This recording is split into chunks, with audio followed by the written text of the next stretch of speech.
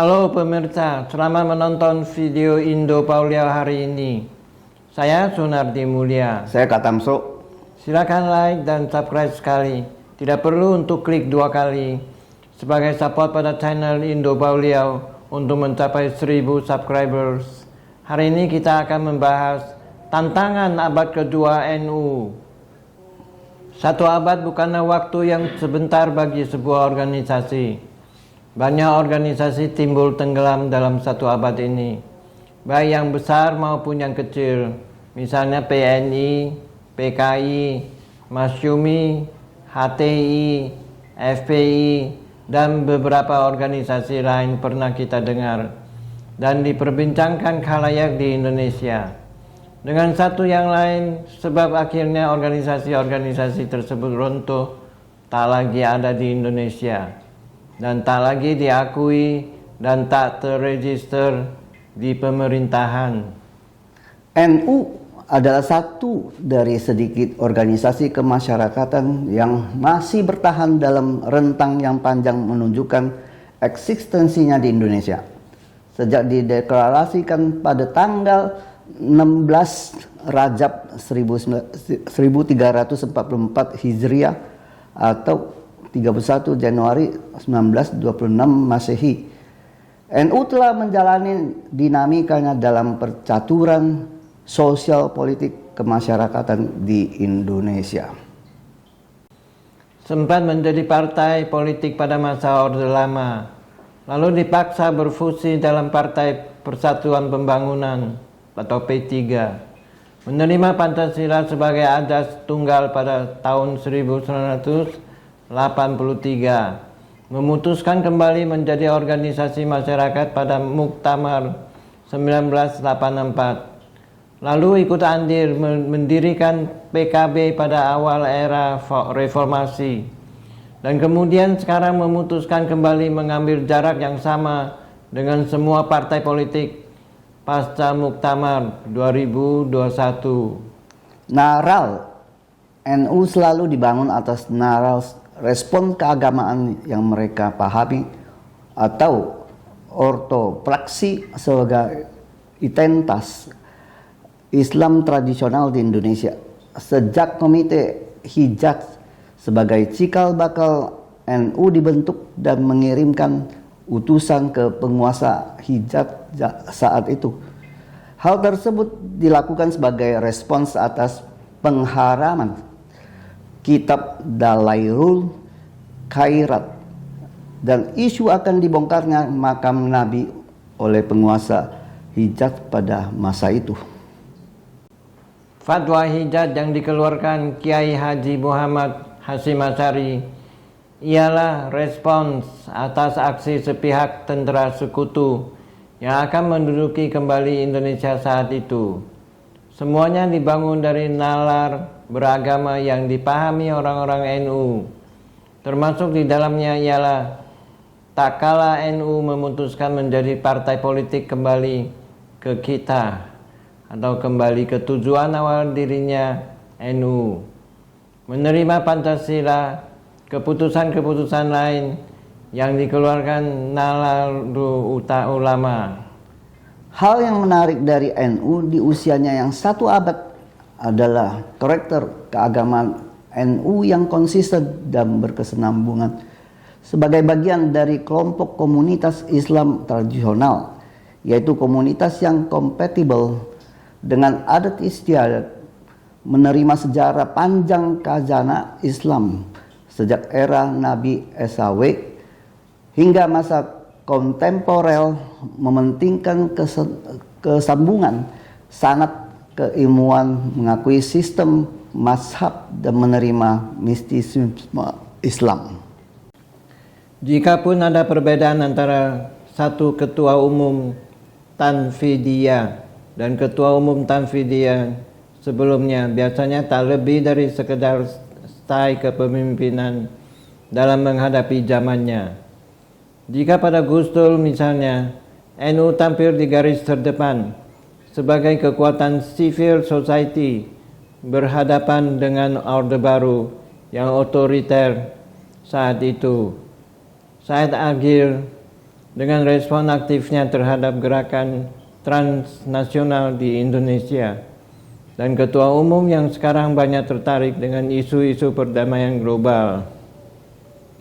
Konsistensi karakter keagamaan NU itu setidaknya terjadi karena beberapa hal, diantaranya: pertama, posisi Ketua Umum di NU bukanlah wilayah mutlak. Ia hanya berfungsi layaknya lurah pondok di pesantren, dan pemimpin sebenarnya ialah Rais Am yang banyak mengurusi hal-hal yang lebih bersifat prinsip layaknya pengasuh di sebuah pesantren, sehingga Ketua Umum tidak memiliki hak untuk mengubah haluan organisasi. Rais Am juga tidak berdiri sendiri. Ia mewakili Royal Family di NU yang terdiri dari kiai-kiai karismatik di pondok-pondok pesantren. Rais Am juga tidak dapat bertindak sendirian karena ia juga bersifat kolektif kolegia dengan Rais Syria lainnya. Kedua, komunitas sesungguhnya dari NU ialah pesantren-pesantren yang berhaluan alus sunnah wal jamaah yang tersebar di seluruh Indonesia. Mereka itu pemilik saham sebenarnya dari organisasi, sehingga mereka dapat melakukan kritik langsung kepada Ketua Umum atau bahkan mengadili Ketua Umum atas apa yang dilakukan oleh Ketua Umum dan jajarannya. Dalam konteks keikutsertaan NU dalam berbicara masalah-masalah global, tak mengherankan jika Ketua Umum yang sekarang bertanggung jawab atas terselenggaranya R20 atau Religions of 20 yang mengumpulkan pemuka-pemuka agama dunia untuk duduk bersama merundingkan tatanan dunia yang damai dan harmonis. Halakha fikih peradaban pertama yang dilaksanakan sejak 11 Agustus 2022 hingga puncaknya dilaksanakan di Surabaya pada tanggal 6 Februari 2023.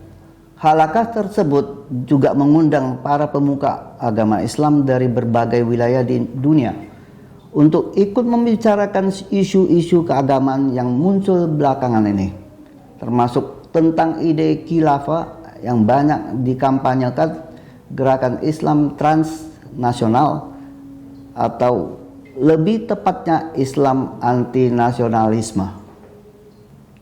Kesimpulan halakannya pun menarik bahwa khilafah sudah tidak signifikan untuk didirikan karena akan menimbulkan konflik berkepanjangan antara negara bangsa yang ada, dan nyatakan sikap untuk lebih menerima lembaga internasional yang ada untuk lebih aktif menjalankan misi perdamaian internasional.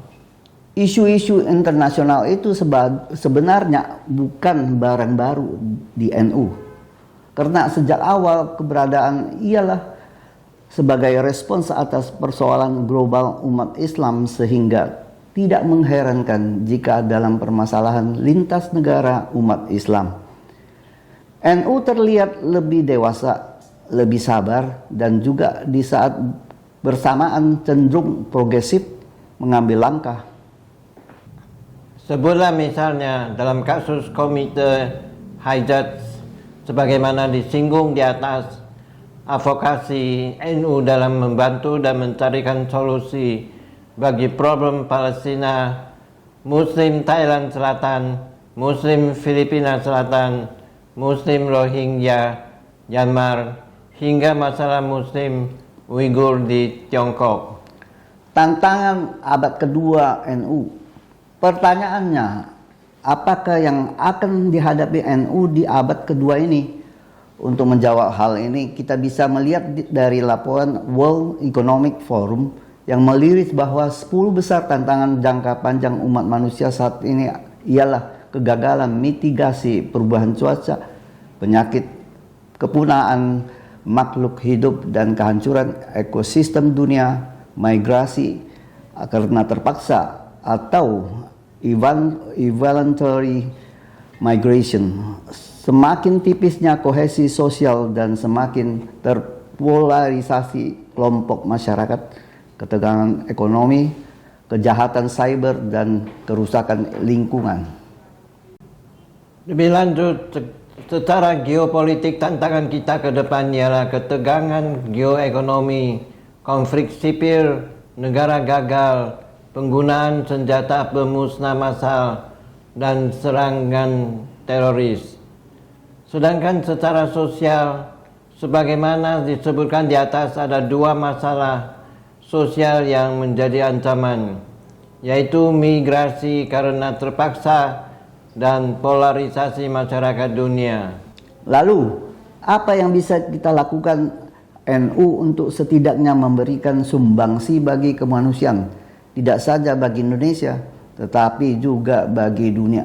Pertama, penekanan ideologi damai sebagai arus gerakan masyarakat lokal dan global harus selalu ditekankan. Tujuannya tentu agar kohesi sosial dapat dipertahankan dan polarisasi masyarakat tidak terjadi.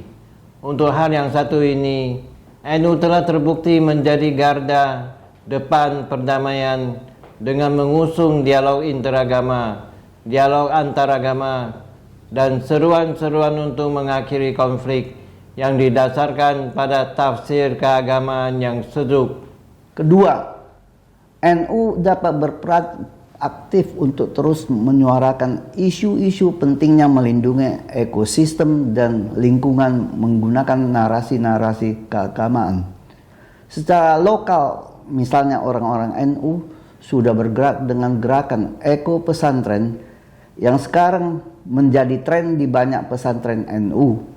Tentu Eko Pesantren saja tidak cukup karena harus ada ide besar untuk menyelamatkan lingkungan, dan itu harus digaungkan.